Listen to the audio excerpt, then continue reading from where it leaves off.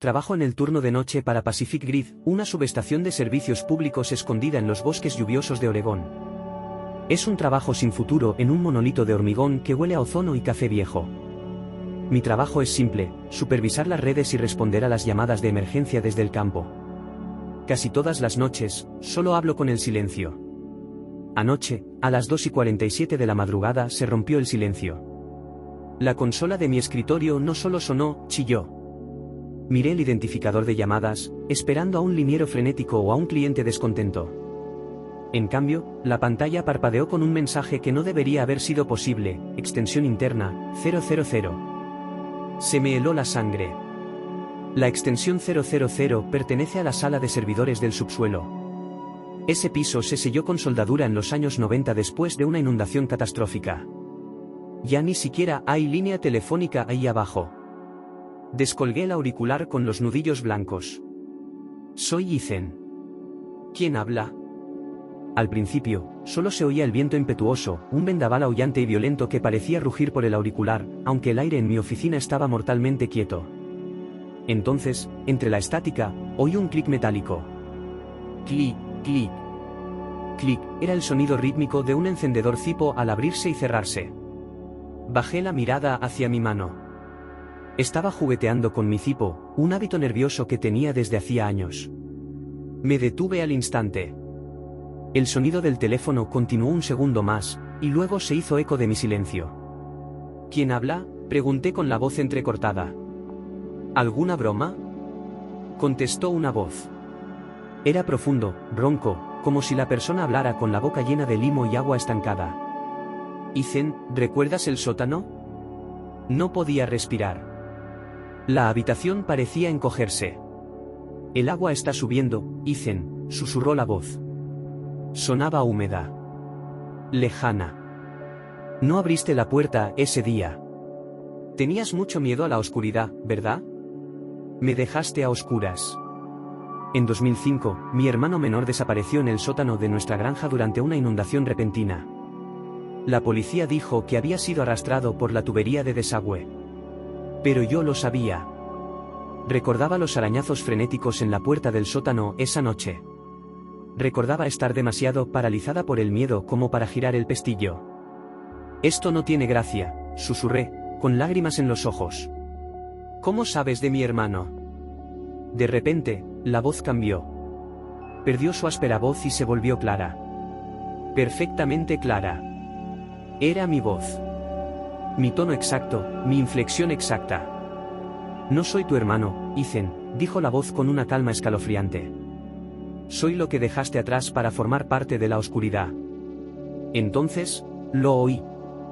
El ascensor industrial del edificio, el que llevaba una década marcado como fuera de servicio, empezó a crujir. Oí los cables tensarse, la pesada caja metálica ascendiendo piso a piso. Din. El sonido de las puertas del ascensor abriéndose en el pasillo de mi oficina resonó perfectamente a través de la línea telefónica. Golpe, arrastrar, golpe, arrastrar. Algo pesado estaba siendo arrastrado por el suelo de linóleo. Volví la vista hacia el monitor granulado de las cámaras de seguridad. En la tenue y parpadeante luz del pasillo, una figura emergió del ascensor. Era vagamente humana, pero sus extremidades eran increíblemente largas, dobladas en ángulos que desafiaban la anatomía. Se movía con un paso espasmódico y espasmódico. Sostenía un antiguo auricular de teléfono de disco en el lugar donde debería estar su oreja. Un cable negro se arrastraba tras él, desapareciendo en las oscuras fauces del hueco del ascensor, extendiéndose hasta el sótano inundado. La criatura inclinó la cabeza hacia la cámara. No tenía ojos ni nariz, solo una boca ancha y dentada que permanecía congelada en un grito silencioso. La voz en mi oído habló de nuevo, sincronizada con el movimiento de la mandíbula de la criatura en la pantalla. Estoy en el pasillo, Ethan. ¿Abrirás la puerta esta vez? ¿O uso mi llave? Miré hacia mi escritorio. Las llaves de mi oficina, que hacía un minuto estaban junto a mi café, habían desaparecido. En ese preciso instante, oí el inconfundible sonido del metal deslizándose en la cerradura de la puerta de mi oficina. La llamada seguía activa. El temporizador en la pantalla empezó la cuenta atrás, pero empezó de cero y llegó a segundos negativos. La manija de la puerta empezó a girar. El pomo giró con una lentitud agonizante. Lo que fuera que estuviera al otro lado no tenía prisa, sabía que no tenía a dónde ir. Mi oficina era una caja de hormigón sin ventanas, y esa puerta era la única salida. Miré la pantalla del teléfono. El temporizador marcaba -01:14. Los segundos avanzaban en negativo, como si el tiempo retrocediera, o como si me estuviera deslizando hacia un ahora diferente. Ethan. La voz provenía de detrás de la puerta esta vez, no del teléfono. Era húmeda, un sonido rítmico y gárgaras, como si alguien intentara hablar con los pulmones llenos de cieno. Abre la puerta. Hace frío aquí fuera, igual que aquel día. Retrocedí hasta que mi escritorio chocó contra la pared del fondo. Busqué frenéticamente algo que pudiera usar como arma, aferrándome a unas pesadas tijeras industriales y a un abrecartas de acero. El pomo dejó de girar. Siguió un silencio repentino, un silencio mucho más aterrador que los arañazos. Entonces, oí un sonido desde abajo. Debajo de la rendija de la puerta. Un líquido oscuro empezó a filtrarse en la habitación.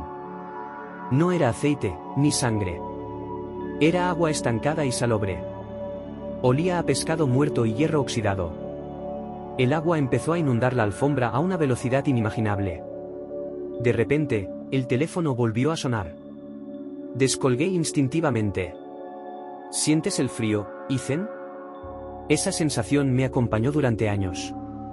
Lo siento, grité, con lágrimas en los ojos. Era un niño. ¿Tenía miedo? El miedo no es excusa, siseó la voz. Pero esta vez, sentí un aliento frío directamente en la nuca. Me di la vuelta.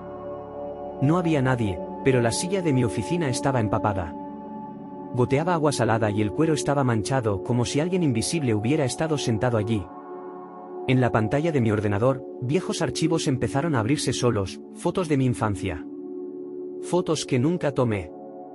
Fotos mías durmiendo, y en todas ellas, mi hermano estaba de pie en las sombras detrás de mí. En ese momento, la puerta no se rompió, empezó a deteriorarse. Un óxido rápido e imposible corroyó el metal. Se formaron agujeros en el acero, y a través de uno de ellos, vi el ojo. No era humano. Era ancho, pálido y sin pupila, como los ojos de un pez de aguas profundas que nunca ha visto el sol. Me observaba con una inteligencia fría y depredadora. No eres mi hermano, susurré, levantando las tijeras. Mi hermano está muerto. ¿Muerto? La voz provenía del teléfono, de detrás de la puerta y de mi propio cráneo simultáneamente. No morí, Ethan. Solo, cambié. Y ahora, el gerente quiere conocer al nuevo empleado. La única bombilla de la habitación explotó. En la oscuridad absoluta, oí cómo la puerta finalmente se desintegraba. El agua me llegaba a las rodillas. Sentí una mano larga y gélida, con dedos demasiado finos y numerosos, alrededor de mi tobillo. Tiró con una fuerza que parecía el peso del océano, arrastrándome hacia el suelo, que ya no parecía cemento, sino lodo espeso y sofocante. Lo último que vi antes de que me arrastrara fue la pantalla del teléfono.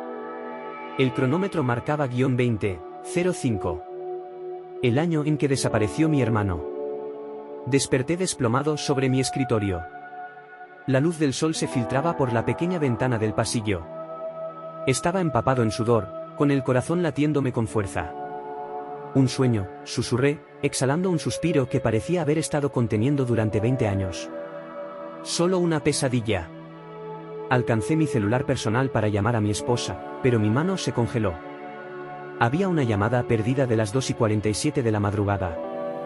Era de un número que no había visto en 2 décadas, el teléfono fijo de nuestra antigua granja, una casa que se había incendiado hacía años.